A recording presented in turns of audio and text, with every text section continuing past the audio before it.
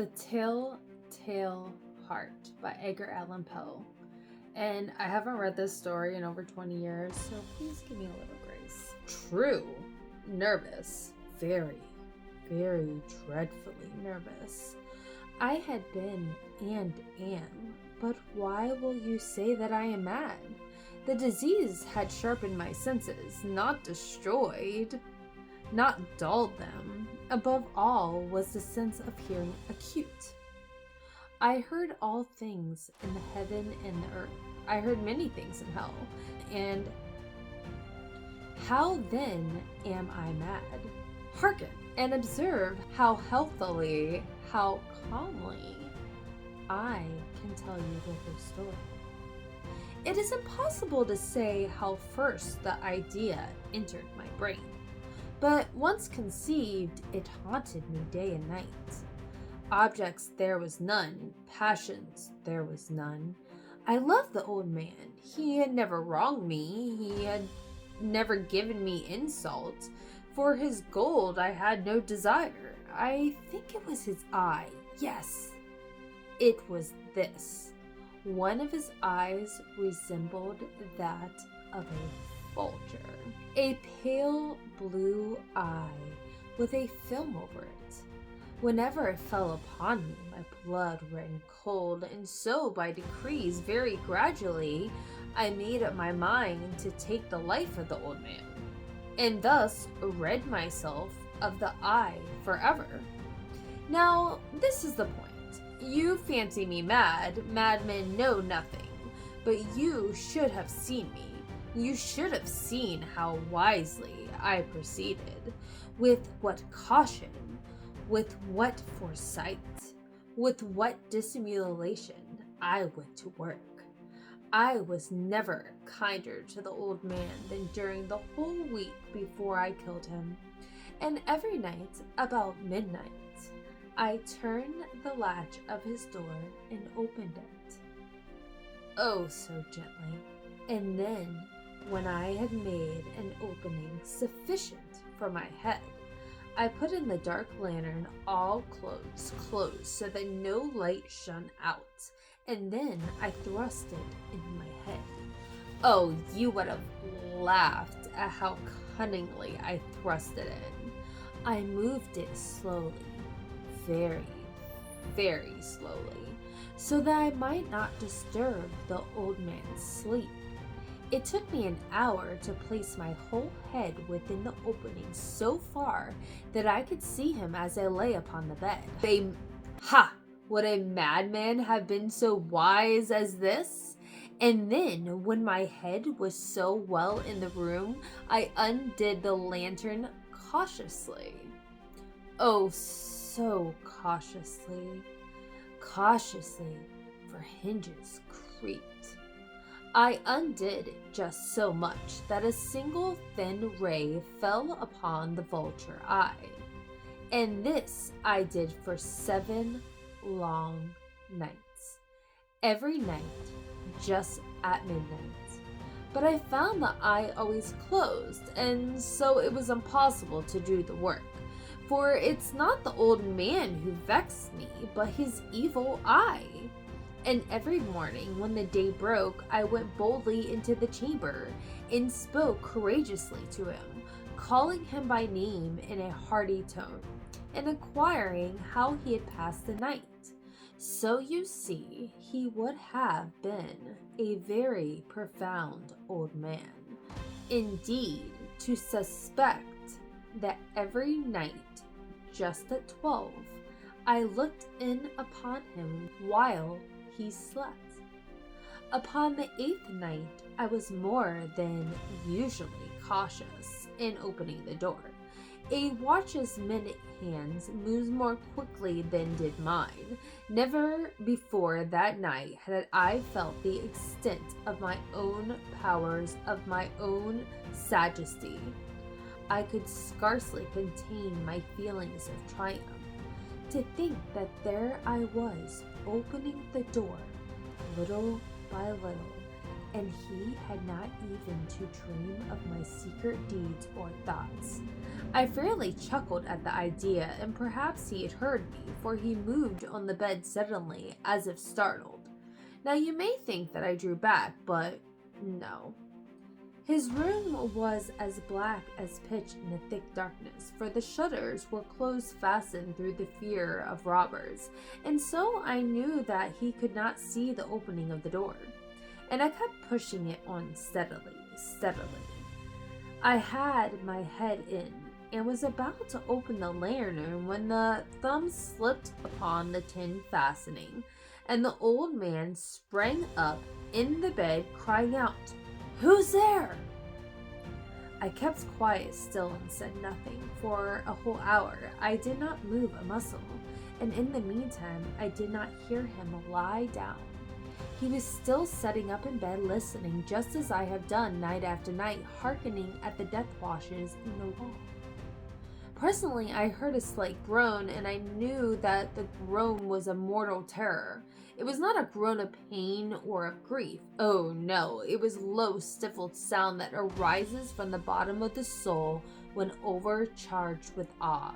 I knew the sound well. Many a night, just at midnight, when all the world slept, it was welled up from the own bosom, deepening with its dreadful echo the terrors that distracted me. I say I knew it well. I knew what the old man felt, and I pitied him, although I chuckled at heart. I knew that he had been lying awake ever since the first slight noise, and when he turned in the bed, his fears had been ever since growing upon him. He had been trying to fancy them causeless, but could not. He had been saying to himself, "It is nothing but the wind in the chimney. It is only a mouse crossing the floor, or it is merely a cricket which has made a single chirp." Yes, he has been trying to comfort himself with all these suppositions, but he had found all in vain, because death, in approaching him, had stalked with his black shadow before him and enveloped the victim. And it was the mournful influence of the unperceived shadow that caused him to feel, although he neither saw nor heard, to feel the presence of my head within the room.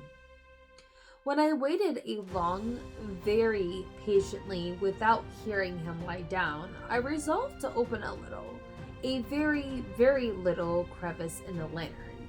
So I opened it. You cannot imagine how stealthily, until at length a single dim ray, like the thread of a spider, shot out of the crevice and full upon the vulture eye.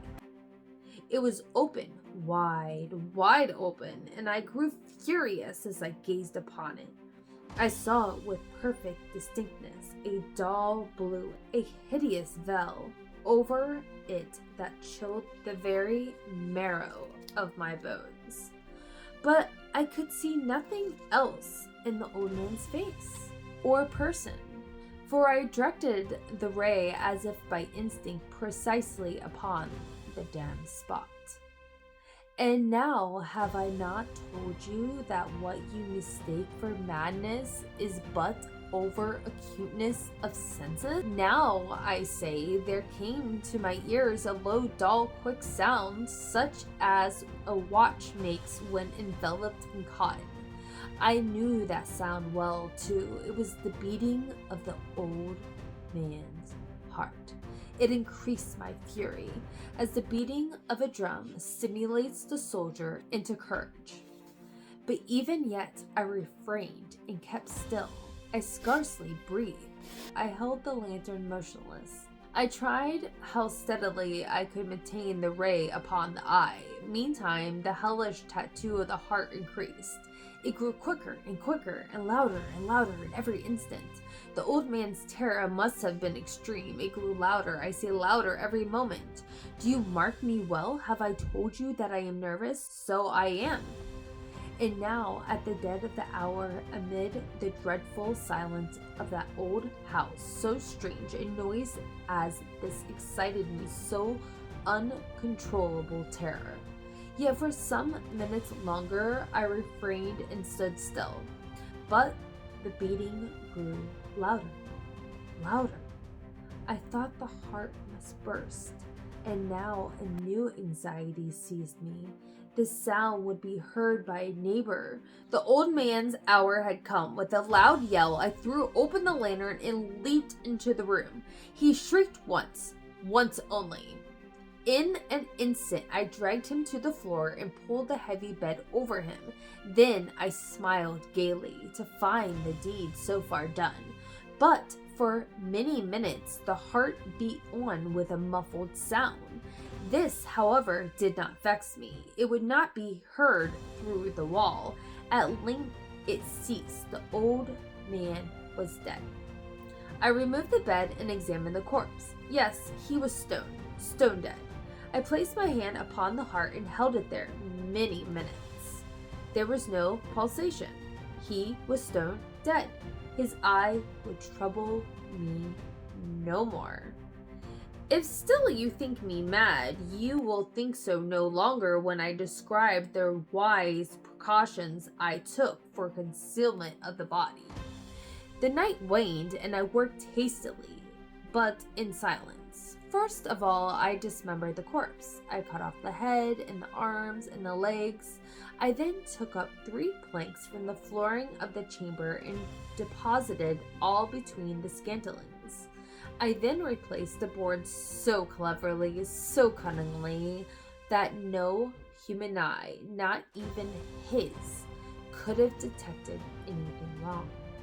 There was nothing to wash out, no stain of any kind, no blood spot whatsoever. I had been too wary for that. A tub had caught all. Ha ha. When I had made it into these labors, it was 4 o'clock, still dark as midnight. As the bells sounded the hour, there came a knocking at the street door. When I went down to open it with a light heart, for what had I now to fear, there entered 3 men, who introduced themselves with perfect suavity as officers of the police. A shriek had been heard by a neighbor during the night. Suspicion of foul play had been aroused. Information had been lodged at the police, and they, the officers, had been deputed to search the premises. I smiled, for what did I have to fear? I bade the gentleman welcome. The shriek, I said, was my own in a dream. The old man I mentioned was absent in the country. I took my visitors all over the house. I bade them search well. I led them, at length, to his chamber. I showed them his treasures, secure, undisturbed.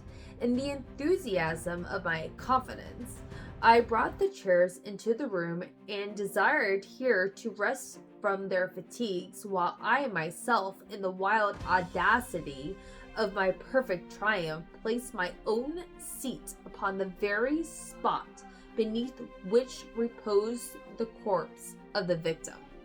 The officers were satisfied. My manner had convinced them. I was singularly at ease. They sat, and while I answered cheerily, they chatted familiar things. But ere long, I felt myself getting pale and wished them gone. My head ached, and I fancied a ringing in my ears, but still they sat and still they chatted. The ringing became more distinct. It continued and became more distinct.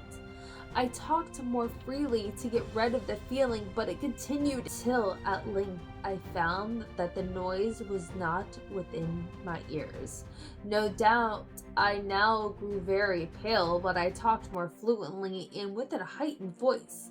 Yet the sound increased, and what could I do? It was a low, dull, quick sound, much a sound as a watch makes when enveloped in cotton. I gasped for breath, and yet the officers heard it not. I talked more quickly, more vehemently, but the noise steadily increased. I arose and argued about trifles in the high key with the violent gesticulations, but the noise steadily increased. Why were they not gone? I paced the floor to and fro with heavy strides, as if excited to fury by the observation of the men, but the noise steadily increased. Oh God, what could I do? I foamed, I raved, I swore, I swung the chair upon which I had been sitting and grated it upon the boards. But the noise arose over all and continually increased. It grew louder and louder and louder, and still the men chatted pleasantly and smiled. Was it possible they heard it not? Almighty God! No, they heard, they suspected, they knew. They were making a mockery of my horror. This I thought, and this I think. But anything was better than this agony. Anything was more tolerable than this derision. I could bear those hypocritical smiles no longer.